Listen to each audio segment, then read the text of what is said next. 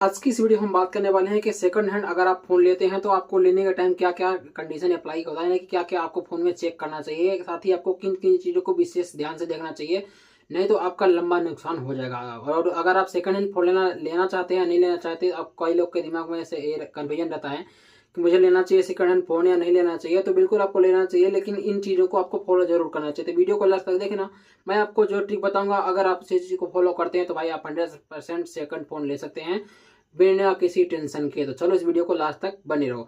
सबसे पहले गाइस का आपको फ़ोन का जो फिजिकल कंडीशन यानी कि बाहरी जो डमी वगैरह रहता है, स्क्रैच वगैरह फ़ोन में तो नहीं है। इन सारी चीज़ों को अच्छे तरीके से चेक करना है कि किसी भी तरह का फ़ोन है स्क्रैच माइनर स्क्रैच वगैरह तो नहीं है।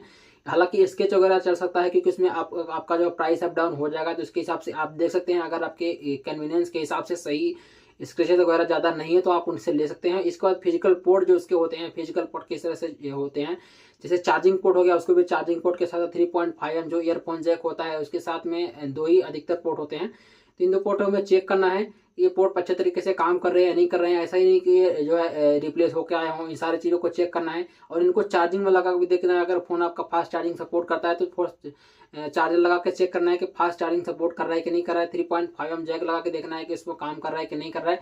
इसके बाद जो आता है कि नेटवर्क कनेक्टिविटी, भाई नेटवर्क कनेक्टिविटी में सिम डाल के चेक कर लेना है कि उस फ़ोन में जो है 5G नेटवर्क आ रहा है कि नहीं आ रहा है। अगर 5G फ़ोन है तो 5G नेटवर्क के साथ-साथ 4G नेटवर्क आ रहा है कि नहीं रहा है। इसके बाद आपको कॉल लगा के देखना है। कॉल लगाने के बाद आपको 2 चीज़ें चेक करना है। पहले तो स्पीकर मोबाइल कर देंगे, हालाँकि स्पीकर को आप जो है इसमें आप गाने भी बजा के चेक कर सकते हैं। वो पर्टिकुलर आपका समझ में आ जाएगा कि स्पीकर की जो फटी आवाज़ तो नहीं आ रही है। इसके बाद आपका उसमें कॉलिंग में माइक चेक हो जाएगा, तो माइक भी आप चेक कर सकते हैं। माइक चेक करने के बाद इसका जो हैंड स्पीकर होता है, इसको भी आप ईयर का स्पीकर बोलते हैं इसको, तो ये ईयर स्पीकर भी आपका चेक हो जाएगा। ये चीज़ यहाँ पे क्लियर हो गई। इसके बाद आपका सेंसर जो होता है, जिसे आप कान में लगाते हैं, आपकी फ़ोन को जब प्रॉक्सिमिटी लाइट बंद हो जाती है, वो सेंसर काम कर रहा है कि नहीं कर रहा है। और फ़ोन में और बहुत सारे सेंसर होते हैं, इन डिस्प्ले फिंगरप्रिंट सेंसर हो जाता है, वो भी इसको भी आप चेक करना है। अगर इन डिस्प्ले वाला फिंगरप्रिंट है या फिर फिंगरप्रिंट सेंसर वाला फ़ोन है तो उसको भी चेक कर लेना है अच्छे तरीके से काम कर रहा है या नहीं कर रहा है। इसके बाद आपको जो है एक चीज़ जो कि विशेष ध्यान से चेक करना चाहिए, फ़ोन का IMEI नंबर, जो कि आपको जो कहीं ऐसा को नहीं आपका फ़ोन जो वो आपको सेल कर रहा है सामने वाला बंदा, तो वो चोरी का तो नहीं है। इसके लिए भी आप फ़ोन का IMEI नंबर वहाँ से निकाल के, इसकी जो वेबसाइट है नो योर IMEI नंबर ऐसा करके एक वेबसाइट है, हालाँकि मैं उस वेबसाइट की आपकी जानकारी अच्छे से अगली वीडियो में दे दूँगा कि कहाँ से अपने फ़ोन को चेक करना है कि हमारा फ़ोन चोरी का तो नहीं है। क्या क्योंकि अगर फ़ोन चोरी का रहेगा तो रिपोर्ट हुई रहेगी, तो आप उसमें फँस जाएँगे। तो इस चीज़ों को भी आपको चेक करना है। दोनों IMEI नंबर जो है अपने चेक कर लेना है, उसमें से निकालने के बाद कि प्रॉपर IMEI नंबर वर्क कर रहा है, मैच कर रहा है कि नहीं कर रहा है, जो फ़ोन चोरी का तो नहीं है। सारी डिटेल वहाँ पे दिखा जाती है। इसके बाद आपको बता दूँ, स्क्रैच के साथ तो बता चुका हूँ, इसके साथ आप जो होता है, यानी कि आपके फ़ोन में जो माइनर स्क्रैच हो चाहे हल्के भारी जो भी है, उसका प्राइस में आपको कॉम्प्रोमाइज़ हो जाता है अगर आपका ऑफलाइन किसी बंदे से ले रहे हैं तो। लेकिन आपको बता दूँ, उसका एक चीज़ मेन इंपॉर्टेंट और होता है कि बिल। हालाँकि बिल फ़ोन का होना ज़रूरी है। अगर आप किसी पहचान वाले बंदे से ले रहे हैं तो ज़्यादा दिक्कत नहीं है, अगर आपसे अच्छे तरीके से जान पहचान है तो। लेकिन अगर आप किसी ऐसे बंदे से ले रहे हैं तो आपको फ़ोन का बिल होना चाहिए। साथ ही आपको जीएसटी इनवॉइस लेना चाहिए। उससे क्या होगा, आपको कोई टेंशन, ज़्यादा दिक्कत नहीं रहेगा। तो आपको प्रेफ़र करना है कि आपका जीएसटी वाला इनवॉइस होना चाहिए। अगर आपको कोई लोकल बिल दे रहा है, यानी कि जिस जीएसटी इंक्लूड नहीं है, प्रिंटेड कंप्यूटर प्रिंटेड नहीं है, तो आप जो दुकान का नाम या नंबर रहता है, फ़ोन नंबर, आप उसे फ़ोन करके एक बार पूछ सकते हैं कि आपके यहाँ से फ़ोन लिया गया था इस डेट को कि नहीं। उसको आप डेट बताएँगे तो आपको डेट बताएगा, साथ ही आपको फ़ोन का मॉडल नंबर भी बताना है, किस नाम से, वही आपको बताना पड़ेगा। क्योंकि उसको बिल में सारी चीज़ें सब मेंशन रहती है, तो आप उससे पूछ सकते हैं, ये आपका अधिकार है। इसके बाद नेटवर्क सेंसर हो गया, माइक भी चेक कर लेना है और स्पीकर फ़ोन का चेक कर लेना है गाने बजा के। माइक कैसे चेंज होगा मैं आपको बता दूँ, फ़ोन लगा के चेक कर जैसे करेंगे सामने वाले को आपकी आवाज़ प्रॉपर जा रही है कि नहीं जा रही है।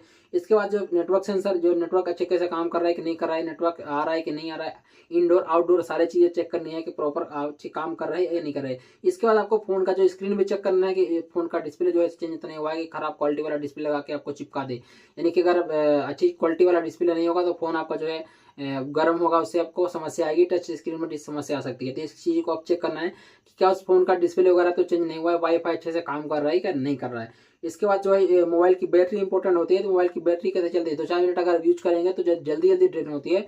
तो उस कंडीशन में भी आपको समझ आता है कि 10-20 मिनट आप चलाएँगे तो आप ऑटोमेटिकली जो फ़ोन ड्रेन होने लगेगा। तो भाई समझ जाना कि भाई इस फ़ोन की बैटरी जो है अच्छे तरीके से ऐसी कंडीशन में नहीं है, तो आप उसको भी अवॉइड कर सकते हैं। साथ ही इसको कैमरा चेक करना है। कैमरे कैसे चेक करेंगे, फ़ोन के उसको कैमरे से वीडियो ले सकते हैं, फ़ोटो ले सकते हैं। अच्छी चीज़ तरीके से फ़ोटो वीडियो जो है सही आ रहा है या नहीं आ रहा है, सारी चीज़ें आपको चेक कर लेने हैं। इसके बाद ही आपको लेना है। इसके साथ ही आपके फोन का जो एक्सेसरीज रहता है, चार्जर, डाटा केबल, ईयरफोन, जो भी है उसको आप चेक कर लेना है ओरिजिनल है या नहीं है। इसके साथ ओरिजिनल नहीं भी है तो भी उसको कॉम्प्रोमाइज कर सकते हैं, बट आपको वहां से ओरिजिनल यूज करने की कोशिश करना है। इसके साथ ही आपको जो चीजें मैंने बता दिया है, फोन के चार्जर के साथ साथ केबल वगैरह और फोन के इनवॉइस वगैरह, जो चीज इंपॉर्टेंट थी मैंने आपको बता दिया है। जेन्युइन सोर्स से नहीं ले रहे हैं, यानी कि अच्छा खासा आपको जान पहचान वाला दुकान वाला है तो आप ले सकते हैं। अगर 2-4 दिन का वंडा वारंटी देता है, आप देख सकते हैं कि यदि कुछ समस्या होगी तो कॉम्प्रोमाइज कर लेगा। लेकिन आप किसी ऐसे जेन्युइन सोर्स बंदे ले रहे हैं जो कि भरोसे वाला है तो भी आप देख सकते हैं। लेकिन आप कहीं ऐसे जगह से ले रहे हैं जिसकी जान पहचान नहीं है तो भाई अवॉइड भी करना चाहिए। ऐसे फोन को आप अवॉइड ही कर सकते हैं,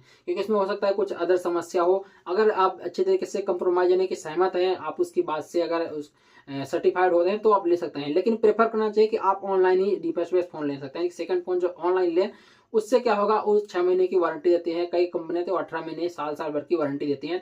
प्रेफर आपको यही करना चाहिए कि आपको जो है ऑफलाइन की जगह ऑनलाइन ही सेकंड हैंड फोन लें, इससे भी आपका अच्छा हो सकता है।